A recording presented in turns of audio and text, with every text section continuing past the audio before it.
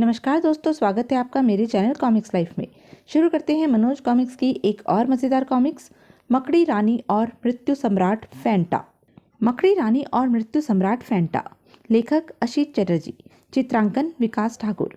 शहर से दूर जंगल में प्रोफेसर सुधाकर ने अपने बेटे कामत की मदद से आधुनिकतम उड़न तश्तरी का निर्माण किया और वे सर्वनिर्मित आधुनिकतम उड़न तश्तरी को अंतरिक्ष में सफलतापूर्वक उड़ा ले गए। वाह डैडी, जब दुनिया आपके इस आविष्कार के बारे में जानेगी तो सचमुच दंग रह जाएगी। लेकिन फिर वे वापस नहीं लौटे। 10 साल गुजर गए।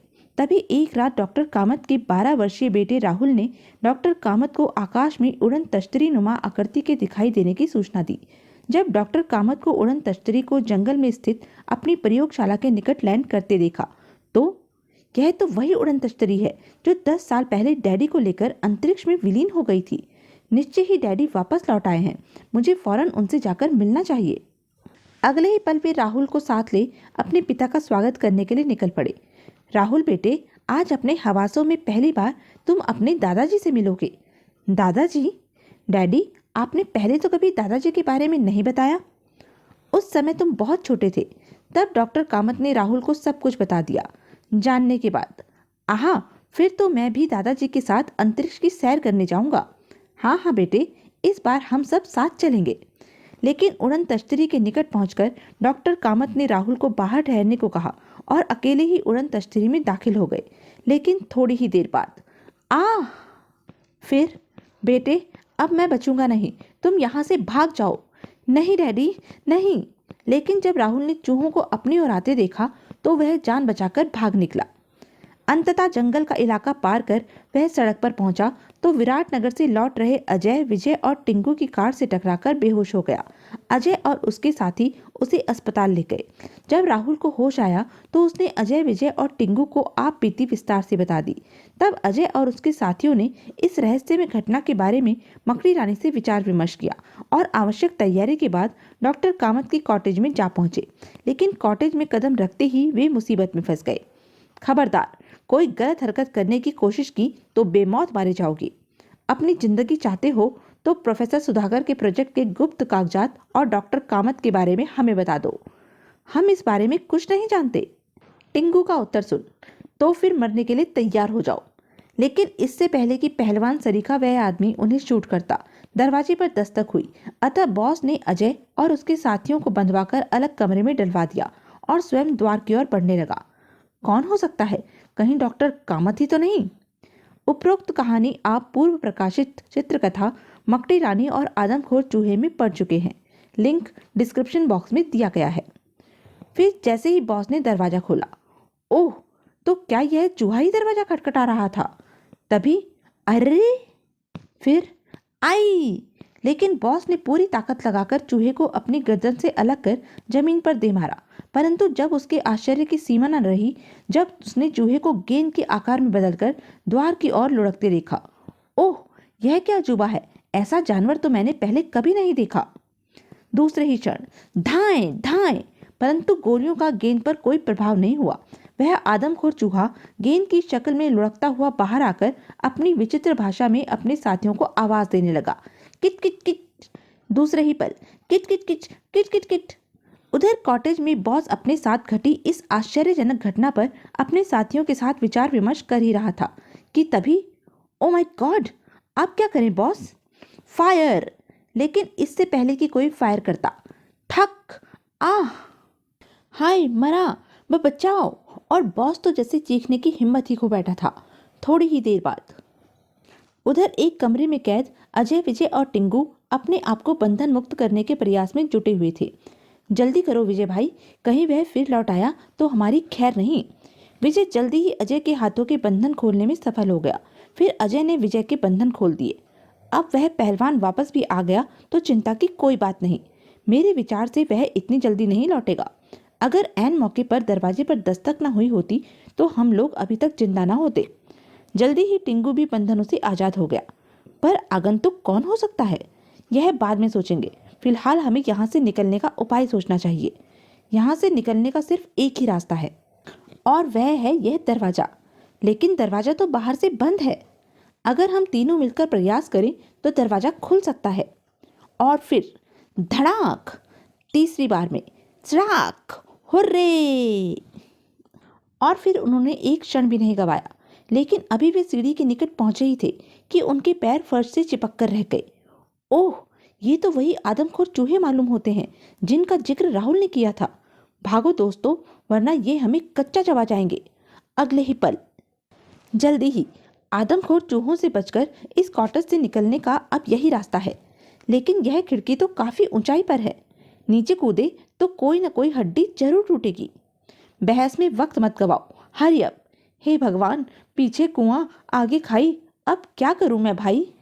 वही करो जो अजय ने किया है मूर्खानंद। कहने के साथ ही विजय उछलकर खिड़की पर चढ़ा और नीचे कूद गया। तब टिंगू ने भी देर नहीं की। हे ईश्वर, मेरी रक्षा करना। और फिर टिंगू जमीन पर गिरते ही कलाबाजी खाकर खड़ा हो गया। हुर्रे, कमाल हो गया। मुझे नहीं मालूम था कि इतनी ऊंचाई से कूदकर भी मेरी हड्डियां सलामत रह जाएंगी। कमाल तो जूतों का है टिंगू महाराज, जिनके तलों में लगे स्प्रिंग्स के कारण हमारे पैरों पर जोर नहीं पड़ा। लेकिन अब हमें बातों में समय गंवाने की बजाय वहां पहुंचना चाहिए जहां राहुल के कथना अनुसार उड़न तश्तरी को होना चाहिए। तुम ठीक कह रहे हो अजय, लेट अस मूव। अगले ही पल लगभग आधे घंटे बाद वो रही उड़न तश्तरी, ठीक वैसी ही है जैसी राहुल ने बताई थी। हमें अंदर जाकर उड़न तश्तरी में छुपे रहस्य का पता लगाना चाहिए। लेकिन क्या हमारा निहत्थे अंदर जाना ठीक होगा? हो सकता है अंदर आदमखोर चूहों के साथी मौजूद हो। मुझे नहीं लगता कि अंदर कोई होगा, फिर भी हमें सावधानी तो बरतनी ही चाहिए। ठीक है, मैं और तुम अंदर चलते हैं। टिंगू बाहर हमारी प्रतीक्षा करेगा। अगर हम आधे घंटे के अंदर वापस नहीं लौटे तो यह मकड़ी दीदी को खबर कर देगा। लेकिन जब तक मकड़ी दीदी यहाँ पहुंचेगी तुम लोगों का काम तमाम हो चुका होगा। घबराओ नहीं, हमें कुछ नहीं होगा। अगर अंदर खतरा महसूस हुआ तो हम फौरन बाहर आ जाएंगे। ठीक है, अगर तुम्हारी यही मर्जी है तो मैं क्या कर सकता हूँ? और फिर अजय टिंगू को सतर्क रहने का निर्देश दे विजय के साथ उड़न तश्तरी की ओर बढ़ गया। भगवान, अब तुम ही मेरे दोस्तों की रक्षा करना। थोड़ी ही देर बाद, लेकिन जैसे ही वे अंदर दाखिल हुए, ओह, उड़न तश्तरी का द्वार तो बंद हो गया। यानी अजय और विजय दुश्मन के जाल में फंस चुके हैं। मुझे फौरन मकड़ी दीदी को इसकी सूचना देनी चाहिए। तभी ओह, अब क्या होगा? मैं क्या करूं? देखते ही देखते उड़न तश्तरी टिंगू की नजरों से ओझल हो गई। पता नहीं उड़न तश्तरी अजय विजय को कहाँ उड़ा ले गई। पता नहीं वह किस हालत में होंगे। अब वे कभी वापस भी लौट पाएंगे या नहीं, सोचती हुई बरबसी टिंगू की रुलाई छूट गई। तभी किट किट किट, ओह, यह आवाज कैसी? फिर आदमखोर चूहे को पेड़ के पीछे से प्रकट होते देख टिंगू का दिल आक्रोश से भर उठा। तुम शैतानों की वजह से ही मेरे दोस्त मुझसे पिछड़ गए हैं। मैं तुम्हें जिंदा नहीं छोड़ूंगा। फिर टिंगू ने आव देखा न ताव और बिजली की फुर्ती से समीप ही पड़े एक पत्थर को उठाकर अपने ऊपर झपटते उस चूहे पर दे मारा। परिणाम स्वरूप वो मारा। और फिर अब मुझे फौरन मकड़ी दीदी को यहाँ घटी घटनाओं की जानकारी देनी चाहिए। थोड़ी ही देर बाद, हेलो हेलो मकड़ी दीदी, टिंगू रिपोर्टिंग हियर, ओवर। जल्द ही, मकड़ी रानी रिसीविंग रिपोर्ट, ओवर। तब टिंगू वहाँ घटी घटनाओं की जानकारी विस्तार से देने के बाद बोला, आप ही बताइए दीदी, मैं क्या करूं? डोंट वरी, तुम उस मृत चूहे को लेकर फौरन ब्लैक टावर लौट आओ, ओवर एंड ऑल। कहने के साथ ही मकड़ी रानी से संबंध विच्छेद कर दिया। अतः टिंगू के लिए मकड़ी रानी के आदेश का पालन करने के सिवा कोई चारा न रह गया था। मकड़ी दीदी ने मुझे ब्लैक टावर क्यों बुला लिया? उन्हें तो अजय विजय की मदद के लिए कोई कदम उठाना चाहिए था। उधर उड़न तश्तरी में आह, फिर संभलने के बाद, अजय, उड़न तश्तरी हमें उड़ाए ले जा रही है। मेरा भी यही विचार है। ऐसा लगता है हम दुश्मन के जाल में फंस गए हैं। अब क्या किया जाए? पहले यह पता लगाना चाहिए कि यहाँ हमारे सिवा और कौन मौजूद है। तभी हा हा हा हा हा हा हा हा, ओह। फिर कौन हो तुम? सामने क्यों नहीं आते? हिम्मत है तो सामने आओ। हम तुम्हारी हिम्मत की दाद देते हैं लड़कों। वक्त आने पर हम तुम लोगों की यह इच्छा भी पूरी करेंगे। फिलहाल तुम लोगों के लिए इतना जान लेना ही काफ़ी होगा कि इस समय तुम मृत्यु सम्राट फैंटा की कैद में हो। हा हा हा हा। फिर जब आवाज़ खामोश हो गई, यह मृत्यु सम्राट फैंटा कौन है? पता नहीं, मैंने यह नाम पहली बार सुना है। ठीक उसी क्षण वह कक्ष गहरे धुएं में भरने लगा। अरे, यह धुआं कैसा? और फिर जल्दी ही उधर ब्लैक टावर पहुंच टिंगू ने जब मृत आदमखोर चूहा मकड़ी रानी के सुपुर्द किया, तो मकड़ी रानी जोशीले स्वर में बोली, तुमने इस चूहे को यहाँ पहुंचाकर काबिल तारीफ काम किया है टिंगू। मैं कुछ समझा नहीं दीदी। यह चूहा हमारी सफलता की पहली सीढ़ी सिद्ध होगा टिंगू। इसकी शारीरिक जांच कर हम यह जान लेंगे कि ये आदमखोर चूहे किस जाति के हैं और इन पर कैसे काबू पाया जा सकता है। यह कौन सा मुश्किल काम है दीदी? मैंने जो तरीका अपनाया था क्या वह काफ़ी नहीं है? शायद नहीं। पहले मुझे इस चूहे की संपूर्ण जांच करनी होगी। यह जांच आप बाद में करिएगा मकड़ी दीदी। पहले आप अजय और विजय को ढूंढिए। पता नहीं वह इस समय कहाँ होंगे और उन पर क्या गुजर रही होगी। परेशान न हो टिंकू, जब तक वह विशेष पोशाक उनके शरीर पर है उनका पता लगाना मेरे लिए मुश्किल नहीं है। सच दीदी? हाँ, अब तुम जाओ। जरूरत पड़ने पर मैं तुम्हें खबर कर दूंगी। जैसी आपकी आज्ञा दीदी। तत्पश्चात टिंगू मकड़ी रानी से विदा ले घर लौट गया। टिंगू के जाते ही मकड़ी रानी आदमखोर मृत चूहे को लेकर अपनी प्रयोगशाला में चली गई। जल्दी ही वह अपने जांच कार्य में व्यस्त हो गई। लगभग 12 घंटे की अथक मेहनत के बाद यह तो कंप्यूटराइज रोबोट है। किसी सिरफिरे वैज्ञानिक ने बड़ी खूबी से इसे तैयार किया है। इस पर गोलियां तो क्या, तोपों गोलों का भी असर नहीं हो सकता। फिर एक पत्थर की मार का कैसे असर हुआ? तभी कहीं टिंगू द्वारा फेंका गया पत्थर इसके सिर से तो नहीं टकराया था। अगले ही पल, हाँ यही हुआ होगा। पत्थर के सिर से टकराते ही रोबोट के कंट्रोल यंत्र में खराबी हो गई और वह बेकार हो गया। रोबोट चूहों की इस कमजोरी का आभास होते ही, इससे पहले कि वे आदमखोर चूहे शहरी इलाके में दाखिल हों और आतंक फैलाएं, मुझे उन पर काबू पाना होगा। इस निश्चय पर पहुंचते ही डॉक्टर पूनम मकड़ी रानी की विशेष पोशाक पहन प्रयोगशाला से बाहर निकली। और शाम ढल चुकी है। पता नहीं वे आदमखोर चूहे किस दिशा में पड़ रहे होंगे। उधर आदमखोर चूहे सुनसान सड़क पर गेंद की शक्ल में लुढ़कते विराट नगर की ओर बढ़े जा रहे थे। अचानक किट किट किट किट, अगले ही पल गेंदें सड़क के दोनों किनारों से जा लगी। फिर जैसे ही कार उनके बीच से गुजरी, उछल कर आती गेंदों को देख चालक ने ब्रेक लगाए, लेकिन और फिर आई। फिर पलक झपकते ही कई चूहे कार के शीशे को तोड़कर अंदर पहुंच गए और सेकंडों में उन्होंने चालक का सफाया कर दिया। तत्पश्चात जब चूहों की सेना कार में पहुंच गई तब स्टीयरिंग पर बैठे चूहे ने डैशबोर्ड को घूरकर देखा। अगले ही पल कंप्यूटराइज दिमाग में कार का पूरा खाका उतर आया। फिर जल्दी ही वे चूहे कार को राजनगर की ओर दौड़ाए लिए जा रहे थे। उधर मकड़ी रानी अभी आधा ही फासला तय कर पाई थी कि तभी जैसे ही आगंतुक कार बगल से गुजरी, मकड़ी रानी की कार में फिट रोबोट लोकेटिक यंत्र में हलचल पैदा हुई। क्लिक क्लिक, यह क्या? यंत्र की सुई अचानक विपरीत दिशा क्यों दिशाने लगी? तभी अभी जो कार गई है उसके गुजरते ही सुई की दिशा बदली है। कहीं आदमखोर चूहे उस कार में तो नहीं जा रहे हैं? इस विचार के दिमाग में आते ही ओ माय गॉड, मकड़ी रानी ने गजब की फुर्ती का प्रदर्शन करते हुए कार बैक की और उसी दिशा में दौड़ा दी जिधर से वह आ रही थी। जल्दी ही मुझे इस कार को रोकना ही होगा वरना गजब हो जाएगा। फिर जैसे ही फासला कम हुआ, यही मौका है, वह कार अब मेरी मिसाइल गनों की रेंज में है। इस नतीजे पर पहुंचते ही, बटन के दबते ही और फिर धड़ाम, मकड़ी रानी कार रोककर नीचे उतरी ही थी कि बुरी तरह चौंक उठी। ओह, इससे पहले कि वे कमबख्त रोबोट बचकर निकल जाएं, मुझे उन्हें ठिकाने लगा देना चाहिए।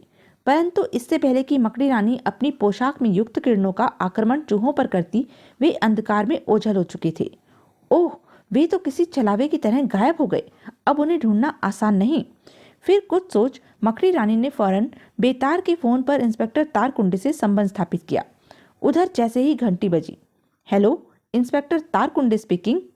इंस्पेक्टर तारकुंडे? ओह मकड़ी रानी, इंस्पेक्टर तारकुंडे, अगर तुम चाहती हो कि शहर की शांति भंग न हो तो फौरन शहर की उत्तरी सीमा पर सशस्त्र पहरा बिठा दो। वाई? तब मकड़ी रानी इंस्पेक्टर तारकुंडे को आदमखोर चूहों के बारे में बताती हुई बोली, आदमखोर चूहे किसी भी समय शहर में दाखिल हो सकते हैं। अगर ऐसा हो गया तो लोगों की जान को बहुत बड़ा खतरा पैदा हो जाएगा और फिर तुम्हारे साथ साथ पुलिस महकमे का जीना हराम हो जाएगा। कहीं तुम मुझे उल्लू बनाने की कोशिश तो नहीं कर रही हो? शट अप, मैं जो कहती हूँ करो वरना अंजाम के जिम्मेदार सिर्फ तुम होंगे। कहने के साथ ही मकड़ी रानी ने संबंध विच्छेद कर दिया। उधर इंस्पेक्टर तारकुंडे की दशा दयनीय हो गई थी। तारकुंडे, हो गया तेरा कुंडा। आदमखोर चूहों का शहर पर हमला अजीब मुसीबत है। आखिर ऐसे चूहे कब पैदा हो गए, मेरी तो कुछ समझ में नहीं आता। तभी मकड़ी रानी के अंतिम शब्द तारकुंडे की सोचों में कौंध उठे। शट अप, मैं जो कहती हूँ करो, वरना अंजाम के जिम्मेदार सिर्फ तुम होगे। और हाँ मेरी माँ, मैं वही करूँगा जो तूने कहा है। पता नहीं आज सुबह किसकी सूरत देखी थी। तब इंस्पेक्टर तारकुंडे ने फौरन अपने आला कमान को मकड़ी रानी द्वारा दी गई सूचना के बारे में जानकारी देने के बाद आवश्यक आदेश प्राप्त कर सशस्त्र पुलिस दल की 5 कंपनियां शहर की उत्तरी सीमा की ओर रवाना कर दी। आधे घंटे बाद शहर की उत्तरी सीमा पर सशस्त्र दल के जवान चौकसी से पहरा दे रहे थे और इंस्पेक्टर तारकुंडे इधर से उधर जीप दौड़ाता हुआ गारद इंचार्जों को हिदायत दे रहा था। किसी तरह की गफलत नहीं होनी चाहिए हरि सिंह। जैसे ही कोई खतरा महसूस हो सबसे पहले मुझे सूचित करना। Yes sir. क्या सशस्त्र पुलिस आदमखोर चूहों को शहर में दाखिल होने से रोक सकी? क्या अजय और विजय मृत्यु सम्राट फैंटा की कैद से मुक्त हो पाए? मृत्यु सम्राट फैंटा अजय विजय को कहाँ उड़ा ले गया था? आदमखोर चूहों को पृथ्वी पर भेजने के पीछे मृत्यु सम्राट फैंटा का क्या उद्देश्य था? क्या मकड़ी रानी आदमखोर चूहों पर काबू पा सकी? प्रोफेसर सुधाकर का क्या हुआ? उनकी उड़न तश्तरी पर फैंटा का अधिकार कैसे हो गया? यह सब हम जानेंगे अपने अगले वीडियो मकड़ी रानी का इंतकाम में। तब तक के लिए बने रहें मेरे साथ और हाँ, मेरे चैनल को लाइक, शेयर और सब्सक्राइब करना ना भूलें। धन्यवाद।